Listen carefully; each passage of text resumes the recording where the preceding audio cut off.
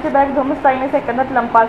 सांगली शहरातील गजबजलेल्या कर्मवीर चौकातील कर्मवीर पतसंस्थेच्या लॉकरमध्ये दागिने ठेवण्यात आलेल्या धनचंद्र भाऊराव सकळे वय वर्ष 65 राहणार क्रांती क्लिनिक जवळ सांगली यांची तब्बल 40 जोनी असलेली बॅग चोरट्यांनी धूमस्थायी पद्धतीने लांबवली। सकाळी 6:15च्या सुमारास हा प्रकार घडला। या प्रकाराने मोठी खबर माजली आहे। सकळे पाटबंधारे खात्यातील निवृत्त अधिकारी आहेत। ते कर्मवीर पतसंस्थेचे खातेदार आहेत।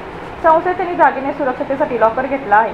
4 दिवसांपूर्वी लग्न कार्यामुळे त्यांनी दागिने घरात आणले होते। त्यानंतर दागिने परत लॉकरमध्ये ठेवण्यासाठी ते चालकाला घेऊन शुक्रवारी 10च्या सुमारास घरातून बाहेर पडले। कर्मवीर पतसंस्थेच्या दारात चालकाने मोटार थांबवली।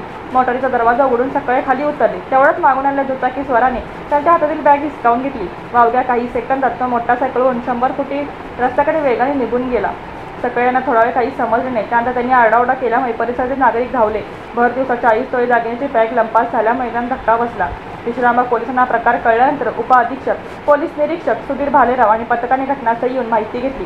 पतसंस्थेची सीसीटीव्ही फुटेज तपासणी केली तेव्हा एकटा चोरटा मोटारीच्या मागे येऊन बॅग लंपास केली। चोरट्याचा माग काढण्यासाठी पथके रवाना केले। स्थानिक अन्वेषण पथकानेही घटनास्थळी माहिती घेऊन पुढील तपास चालू केला आहे। त्याला क्रॉस केला तो नाही आता गाडी निघतो परत तू तिकडे गेला त्याला नाही